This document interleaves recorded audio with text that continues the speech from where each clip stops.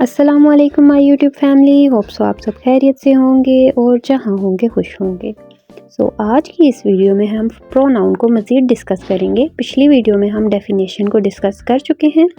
आज हम कुछ रूल्स को और इम्पोर्टेंट केसेस को डिस्कस करेंगे। हम जानते हैं कि जब भी हम कोई बात करते हैं तो उसमें हम मेनली या तो हम अपनी बात करते हैं या हमारे साथ मिलाकर किसी की बात करते हैं।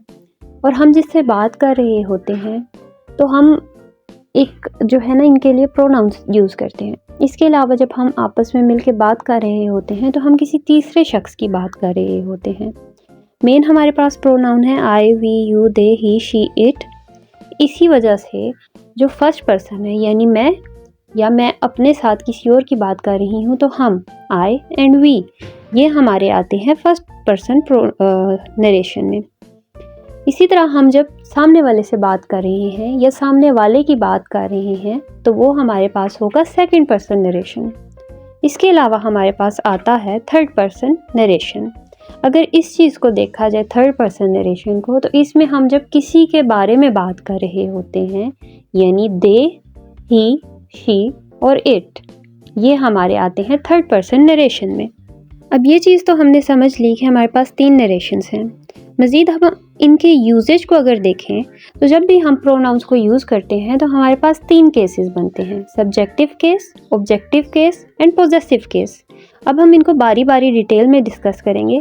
सबसे पहले हम यहाँ पर डिस्कस करेंगे सब्जेक्टिव केस। अगर सब्जेक्टिव केस को देखा जाए तो हमारे पास जो सिंपल प्रोनाउन है ना I, we, you, they, he, she, it, जब भी ये प्रोनाउन एक सब्जेक्ट की जगह पर आएंगे, मैंने क्या कहा, जब भी हमारा प्रोनाउन सब्जेक्ट की जगह पर आएगा तो ये simply as it is use होंगे। यानी आई जो है वो आई के तौर पे ही यूज़ होगा, वी इसी तरह यूज़ होगा और they as it is use होगा।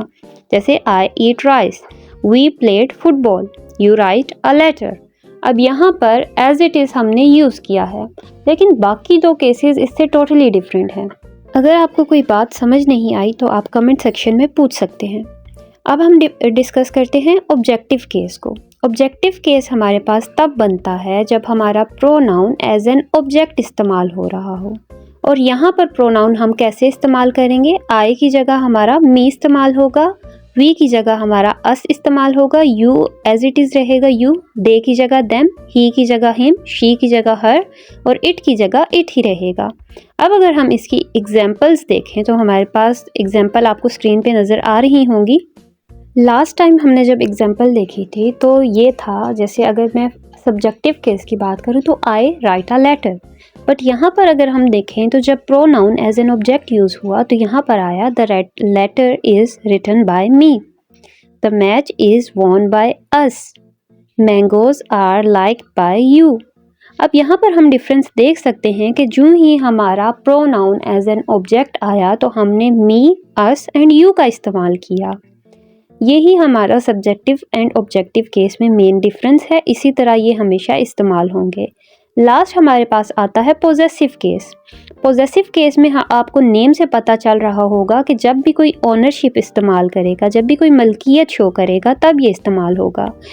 अब अगर प्रोनाउंस को देखा जाए तो आई की जगह माई एंड माइन इस्तेमाल होगा, वी की जगह आर एंड आर्स इस्तेमाल होगा, यू की जगह योर्स इस्तेमाल होगा, दे की जगह देयर एंड देयर्स इस्तेमाल होगा, ही की जगह हिज इस्तेमाल होगा, शी की जगह हर एंड हर्स इस्तेमाल होगा, इट की जगह इट्स इस्तेमाल होगा।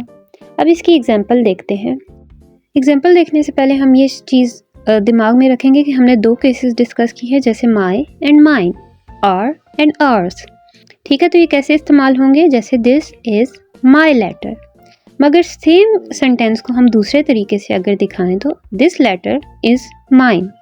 अब यहाँ पर जो चीज़ समझने वाली है वो ये है कि जब भी हम ये चीज़ देखेंगे कि हमारा जो लेटर है यानी हमारी जो जिस चीज़ पे हम मलकियत दिखा रहे हैं, अगर तो वो आखिर में आती है तो हम यूज़ करेंगे पहला केस माई, आवर एंड हर। जबकि दूसरी तरफ हम अगर अपनी जो चीज़ है जिस पे हमने ऑनरशिप दिखानी है वो हमारी पहले आती है, जैसे this pen, this chair, that book, तो तब हम वहाँ पर क्या लगाएंगे, सेकंड केस। जैसे that book is mine, that chair is ours, that diary is hers. ठीक है, आई होप आपको ये चीज़ समझ आ गई होगी। मिलते हैं अगली वीडियो में, तब तक के लिए अल्लाह निगहबान।